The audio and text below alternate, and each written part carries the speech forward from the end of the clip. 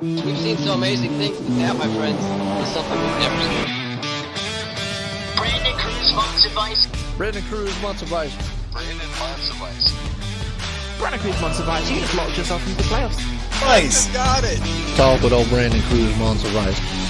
Completely speechless, to say the least. Man, I am honestly so baffled by that decision. Brandon Cruz wants advice. It's Brandon wants advice. Green flag in the air. Brandon Cruz wants advice to the front. It's the Brandon Cruz Daily Fantasy Podcast, where I go and look at loan plays and strategies specifically designed for GPPs. This is a show for people who are already informed on daily fantasy sports, how these contests to operate. If you have any questions related to NASCAR that isn't a stupid question, feel free to send it my way at BrandonCruzDFS. Most importantly, take everything you hear, with a grain of judgment, with a grain of salt, and use your best judgment when making entries. Additionally, if you have a gambling addiction, that's not my fucking problem. Check your sensitive feelings at the door. We're going over the Xfinity Series at Darlington. I'm recording this Monday, May 18th at 12:05 a.m., so I was getting a lot of this stuff done during the, wow, good lord. Don't know what happened there. I was recording, or I was making all these notes and everything during the Cup Series race. I don't really want to do this take again because this is probably going to be like a 40-minute video, I'm assuming. Maybe not. Hopefully we got it done in like half an hour. But we're going to go over the Xfinity Series race. I understand that there's going to be more people playing this contest than normal because it's fucking massive. Like, it's a huge nut of a contest. I don't even have it pulled up. Can't tell you how big it is without a picture of it. Am I right? Ha ha ha. I'm so fucking funny. All right, we got $100,000 to first. Wow, it sounds like I'm just chewing like matchsticks in my throat or something. Maybe you find it. Excuse me. Good lord. Let's see here. $300,000, $100,000 to first. Oh man, another shit-tastic breakdown of a contest for all the newbies around here. Only 21% of the people getting paid out. 33% is going to the winner. 50% of the prize pool is going to the top 10. That's rough.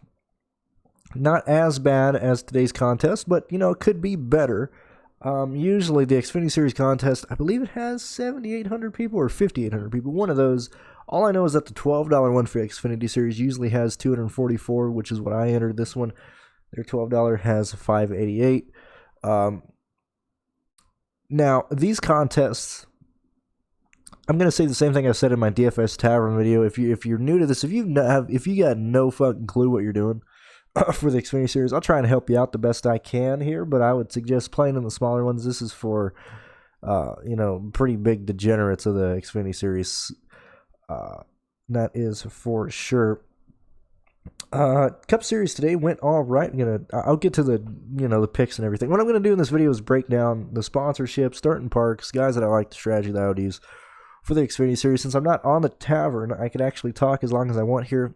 It's not like a rule or anything, but we try and keep the videos on the Tavern, down to at least, under 12 minutes at max. We'd like to have them around 10 minutes, but, because usually if you have a longer video, people don't watch or people skip through. If you have like an 8-minute video, it's pretty easy because all people want are picks. Give me the picks. I just want the damn picks. Who are the cash plays? I don't care. Give me the picks, man. Who are the picks? That's all I get all the time. Who are the picks? Like, dude, go fuck yourself, man. Yeah, if you produce any DFS content, that's who it is. They're like, don't give me the stats, just tell me who the picks are, man. So that's why the DFS Tavern video is so short for the Cup Series, because I just tell you straight up, here's my cash plays, here's my GPPs, knock yourself out. That's all I got to tell you. Here, I break it down a little bit farther. Did pretty well today in the Cup Series, other than drafting Ricky Stenhouse Jr., and probably my favorite lineup that I made. Entered 49 lineups. In the mini-max, I usually take the best 8 or so and throw them in GPPs. I just happened to pick the one that had fucking Stenhouse. I handmade that lineup. I believe, let me look at it right fast. It had Harvick, Bowman, Kurt Busch, Reddick, Stenhouse, and Bell. I could have picked anybody but Stenhouse, and I would have fucking done well. I cashed with this lineup, too. I cashed with fucking Stenhouse. But, man, disappointing day indeed, because that could have been a lot bigger than that. And Ricky, dude, what the fuck, man? Like, that people were watching you. That you were the only, like, that's embarrassing, dude. I know you got two nuts and not a brain cell in that mind of yours. You just love to go. You sent that motherfucker in there, But that's embarrassing. That looks bad on you, your sponsors, your team. Your team waited 2 months for you to wreck in one lap. That looks bad on you, Stenhouse. That's all I'll say there. Before I go on any more rants, I just want to say go to racefortheprize.com to get the fancy NASCAR spreadsheet that I use and that you should be using too. All the information you need in one place. Past track history, driver rating, lineup generator, his projections, anything you need there. Best bang for your buck. I believe it's still $20 for the month. Don't quote me on that. Just go to racefortheprize.com and you can find the information right there. It'll pop up or tweet at him.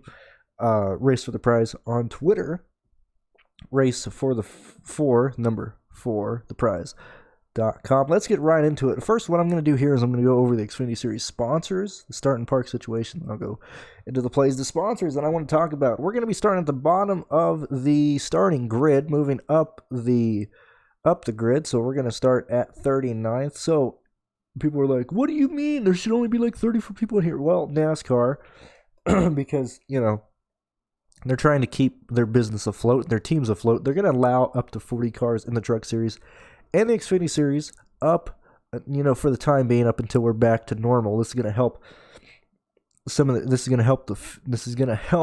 the teams make money. They're going to get their purse money because these teams haven't had a paycheck from NASCAR since the last race at Phoenix.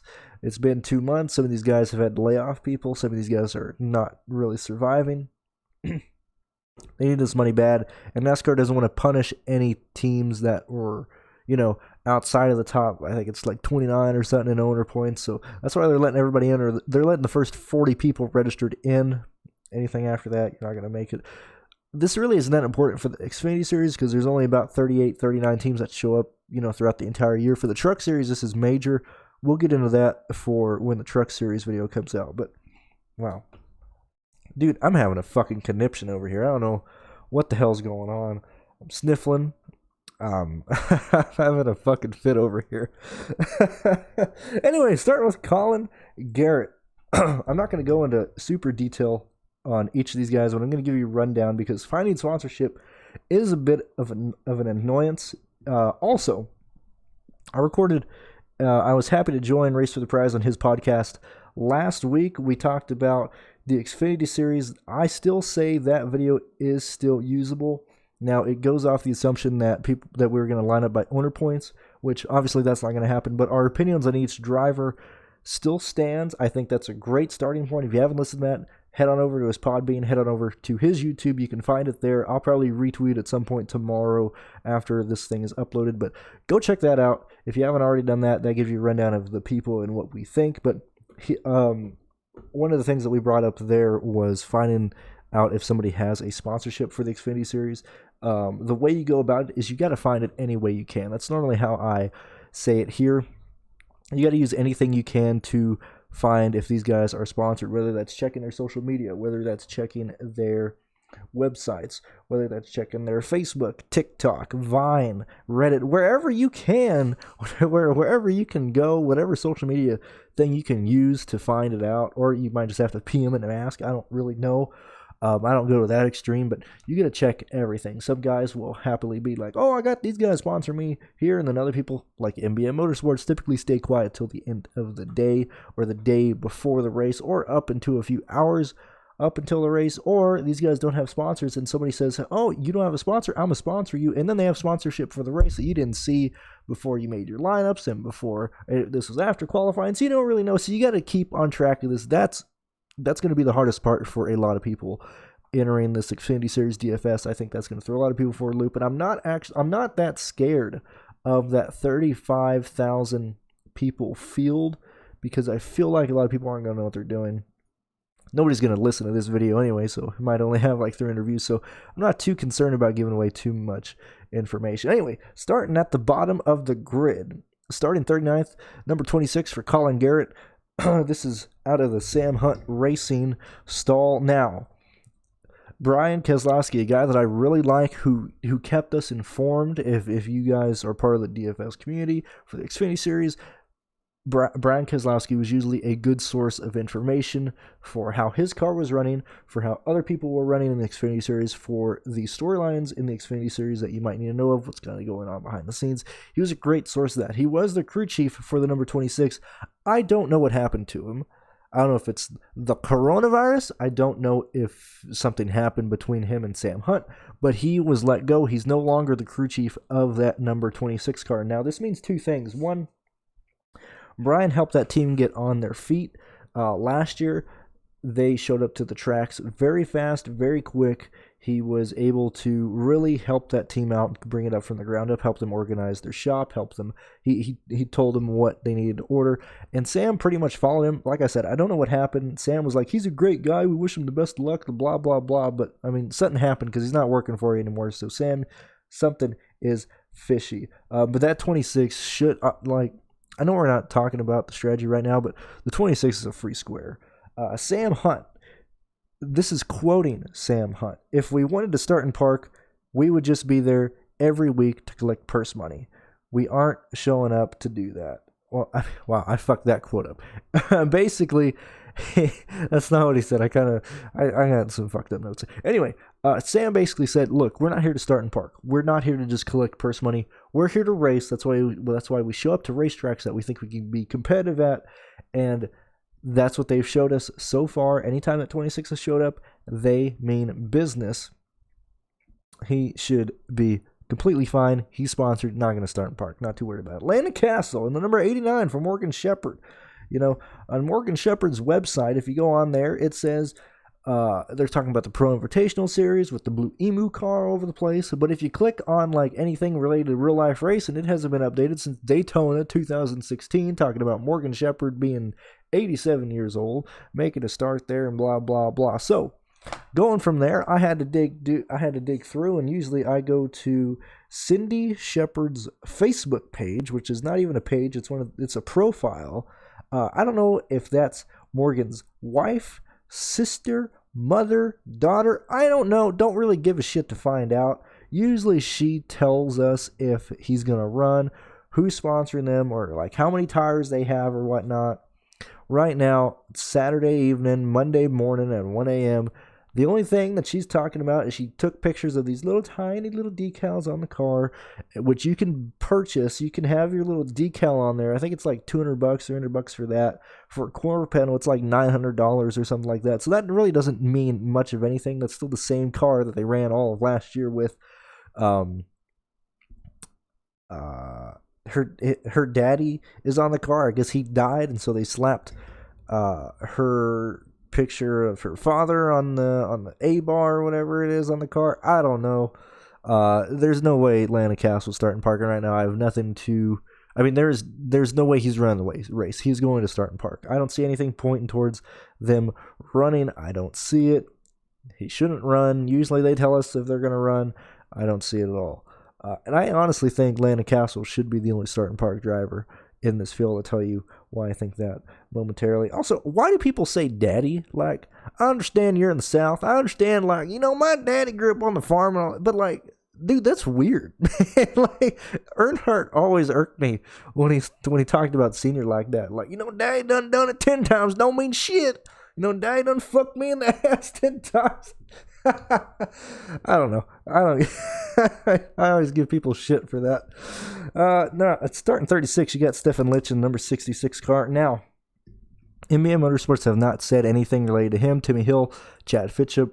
All we're going off of is what he has said in the past, this past week, about them gaining ownership. I don't know if that's going specifically to Timmy Hill.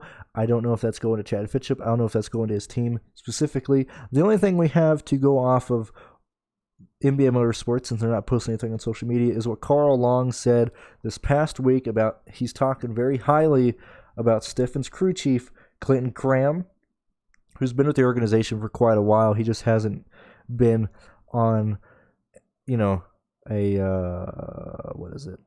a constant role of crew chief at that. Usually he's helping with, the fabrications or some setup here and there. But now he is the full-on crew chief for that 66 car and for Stefan Litch, who they believe is going to run that 66 the entire time. So it should be Stefan in the 66, Timmy in the 16, or Timmy in the 61, and Chad in the 13 for this year. No flip-flopping or anything like that. We don't see that happening. So yeah, Carl Long talks highly of that crew chief for the 66 car, but do with that as you may. That's just kind of owner talk right here. Not really sure. So NBA Motorsports, we can't really tell right now. Sunday or Monday at 12 a.m. I can't find any good information. They're the only ones I don't have any real information on.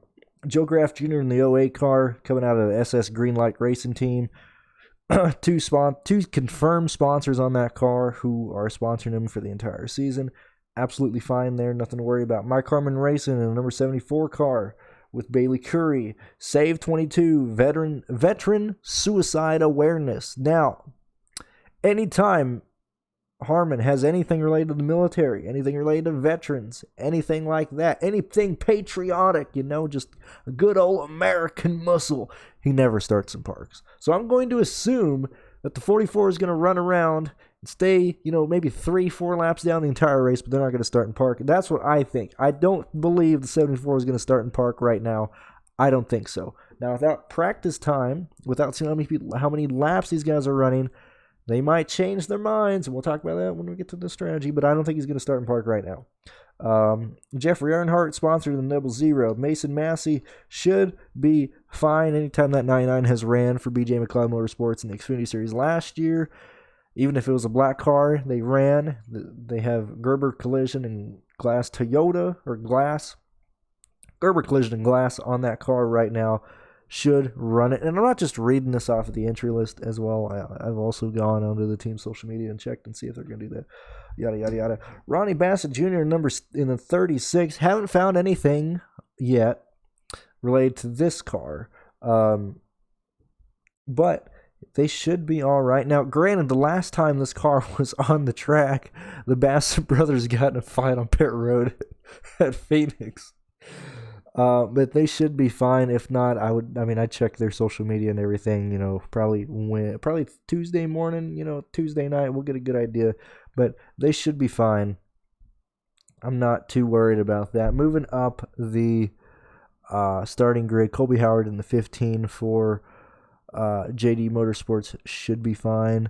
Jeremy Clements should be fine. Joe Nemechek in the 47 car should be fine. Mark Hartman is just kind of pushing the 74 and the 47 right now, kind of in the background of pictures, but we see logos on there. I'm assuming they're going to run, or at least try and run the back. Timmy Hill, no real information right now. Matt Mills should run. Kyle Busch should be good. Tommy Joe Martins, I've already confirmed he has a sponsorship. Shared that earlier. Tommy Joe Martins, it's perfectly fine. As long as he can arrive to the track with a motor that isn't going to blow up, he should be all right. Chad Fitcham, don't know yet. Daniel Hemrick should be good because he's driving for Junior Motorsports. Brett Moffitt is all good to go. They were posting pictures today of them putting logos and stuff on that 02 car. Same with Cody Vanderwall, however you want to say it. Cody driving the Jimmy Means number 52 car. All good to go. Sponsors confirmed there. Vinnie Miller coming out of the BJ Mcleod Motorsports group. Nothing confirmed right now, but they usually run. He usually promotes them. I assume when this video is uploaded Monday, they're going to be posting stuff as well. Ray Black Jr., perfectly fine. Going to be sponsored. Jesse Little, going to be fine. Anthony Alfredo, RCR car, going to be all right. Alex LeBay should be all right. Let me see. Is he the one? I couldn't necessarily. He's coming out of the same stable as Ronnie Bassett. I can't find anything on him. I can find on Josh Williams. Josh Williams is confirmed to have a sponsor right now. I'm assuming LeBay has one as well. Probably something out of Canada supporting him.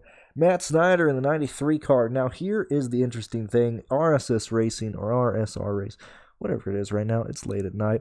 These guys, they used to use the 93 car to start in park. This year, I don't know if it was Snyder. I don't know if it was the team. I'm not sure what it was. But obviously, Jeff Green was going to run the car at at the Daytona race. That kind of fell through with whole Ross Chastain buying the car out. But they had a sponsorship there. So when they came to excuse me, when they came to Phoenix, he filled in, ran the full race there. Anytime Matt Snyder was in the car, he ran the full race. Matt Snyder does have 2 confirmed good sponsorships in that 93 car. They posted pictures of it. 93 car should be good to go. No issue there. BJ Mcleod in number 96, or in number 3. Excuse me. BJ Mcleod in the 6 car, sponsored, good to go. Harrison Burton, good to go. Chase Briscoe, good to go. Justin Allgaier, good to go. Chastain, good to go. Brandon Jones, good to go. Cindric, good. Brandon Brown, starting up front. Bad DFS play, but good to go sponsor-wise. Riley Herbert's good. Sieg, good. Justin Haley, good on ownership. Net, good. And Noah Gredson, good. Okay, so we've gone through sponsorship. Everybody in here pretty much has a sponsor. As I said, the only guys I haven't found were Alex LeBay, Chad Fitcham, Timmy Hill, and Stefan Litch. Those are the only guys I have not confirmed a sponsor for. Now, this means 2 things, or really 3 things. It means that these teams were sponsored for whatever race was going to be after Phoenix. This is that sponsorship money being used here. Some of these teams might choose to start in park. My dog's dying in the background again. I don't know if you can hear her just coughing up a storm. We're having a horrible time in this apartment right now. I don't know what the hell's going on. But this is either sponsorship money that was acquired after Phoenix that just wasn't used because they didn't go racing at Atlanta, or this is sponsorship money and sponsors that have come through because of the pandemic, because this is the only sport on TV right now, and this is them supporting these teams, which can mean that, hey, they're going to race it out. I've been arguing on Twitter with some people here and there about, more people are going to start in park here, less people are going to start in park here. I'm on the camp that believes that people are going to run these races. 2 reasons why. We're not going to accept 40 cars in these fields forever. That's probably going to change mid-June, July, whenever you think this coronavirus is going to not end, but, whenever the racing gets back. Well, I don't know if it will at this point, but at some point we're going to go back to 32 cars making the field, or 34, whatever it is.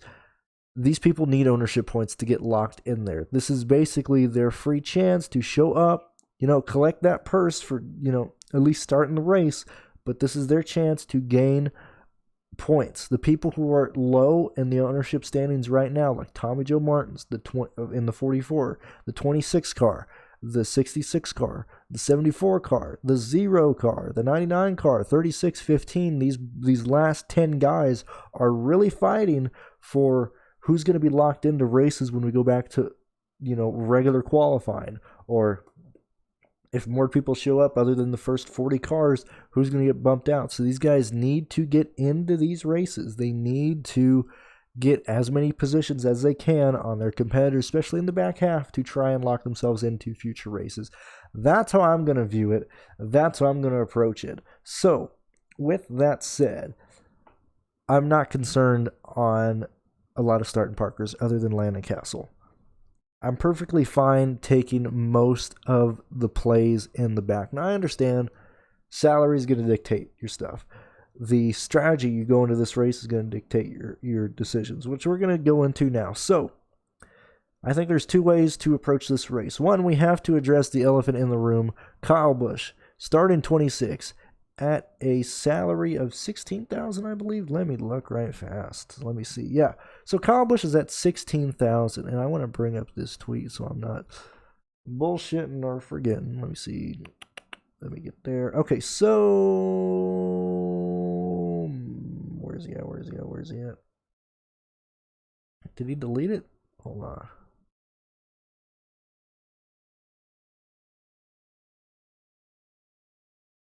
Did he? What the heck? Okay, yeah. So, Pierce tweeted earlier. He was hoping that DK put Kyle Busch at an $18,000 price tag, which is what I agree he should be at. There's no reason. We've been through this song and dance before, DraftKings, but they didn't do it. So, he's only $16,000. I agree with him. That's a chalk play. Why is that? Because we have seen Kyle Busch at $16,000 at Texas and Charlotte in the Truck Series, in the Xfinity Series, He was 14,700, 14,900, 15,000, and 15,000. This is all from Racer Price, so I'm not just stealing this off of his stuff. We have seen Kyle Busch be this expensive before, and we have seen him still be in the optimal lineup because that's just how these races have been. He's so dominant. Here he's offering 26 place differential points because he's starting 26. He's going to probably have a really fast car. Right now he should be the favorite to win the race. You need to go that. So say if you go Kyle Busch right now and you choose like, man, you know what? We need Kyle Busch. We need a Kyle Busch lineup. That leaves you $6,800, which you can easily make work. You got BJ Mcleod, Bailey Currie, Cody Vanderwall, Colin Garrett, who should be another chalk play because he's starting dead fucking last. DFL, my friends. If you put Kyle Busch, Colin Garrett together, which I assume everybody's going to do, I don't got to be a fucking tout to tell you that. That's how you should go about it. That leaves you $7,200 on average. You can grab some good guys. Like I said, everybody's in play, so that should work out easily. Or you can attack this in a sense of, you know what, I'm not going to play Kyle Busch. I'm going to avoid Kyle Busch. In that situation, you would want to target the faster cars that you believe are going to stay up in the front. Who's starting up front? Noah Gragson. I gotta find the starting position. You got Justin Allgaier, top 10, Chase Briscoe, 11th, Harrison Burton, 12th. This starting lineup is really interesting. If you're not going to go Kyle Busch, and I mean you can do a Noah Gragson Kyle Busch stack as well, which I'll probably do in some form or fashion. I haven't really dicked around with lineups too much yet. It's just kind of my first glance here, but Noah Gregson's $8,700, starting on the pole, should have a much better car than Annette, Haley, Siege, Herburst, and Brown easily. So that's Noah Gragson with 5 cars in between him and the next guy who could probably pass him, which would be Austin Cindric. So Noah Gragson should get out to an early lead. Oh, excuse me. I swear I don't got no chewing tobacco. I'm just bleeding in my fucking lip right now. It should be all Noah Gragson at the start of this race. I don't see Annette, Haley. I don't see these guys challenging him at all. So let's say you're not going Kyle Busch. That's when you'd probably want to go Gragson, and you'd go with another guy who you think is going to lead the most amount of laps. Not a whole lot of laps here, not compared to the Cup Series, but you still want a lap leader. You want the guy who leads the most amount of laps with place differential upside. So you do Noah Gragson, put him together with Austin Cindric, Allgaier, Briscoe, Burton, whatever you want to do there. Those are 2 strategies I think you should do. Looking at the drivers themselves as plays, I like Noah Gragson. Not too big on a net, too expensive, not showing enough, speed to really do anything here. I don't know how he... Oh, no, they did a random draw. I forgot. This isn't my ownership point. This isn't my owner points. Anyway, Annette second, pass. Haley starting third, I'm a pass. Siege starting fourth, don't like, I'm a pass. Riley Herbert starting fifth, $7,600. That's not horrible. That's a good price. You can make that work in some lineups. Not my first choice, but that price might throw us on to Riley Herbert. Brandon Brown, no. Cindric, expensive, but if you don't think Kyle Busch, or if you can afford another expensive guy, you can go that way. Jones, looking at his past races this year, obviously he won Phoenix, finished 30th at Fontana, which he was doing very well in to start off with, and then Las Vegas, finishing 6th. This is somebody who has arrived to these tracks very, very quick. He's in JGR equipment.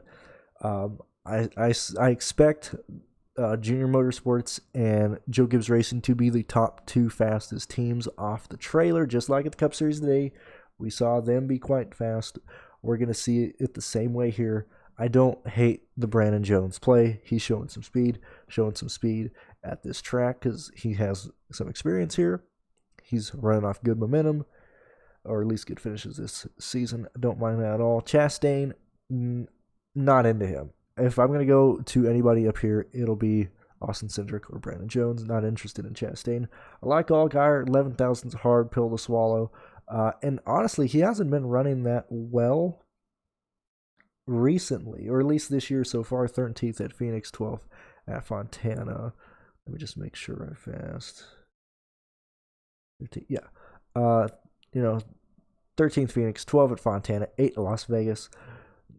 Not that great. Brandon Jones looking better if you look at his track history. Allgaier is only 10th, 7th, 8th, and 11th here. You should be running better here, Justin Allgaier. Chase Briscoe, I'd much rather go to him. Much more consistent, much more speed. Like that a lot. Harrison Burton, I like him more than Justin Allgaier too, and he's cheaper. You get Chase Briscoe and Harrison Burton, both cheaper than Justin Allgaier. I like that. BJ Mcleod, horrible fucking play. Not even in a GPP. Fucking horrible play. Don't go that.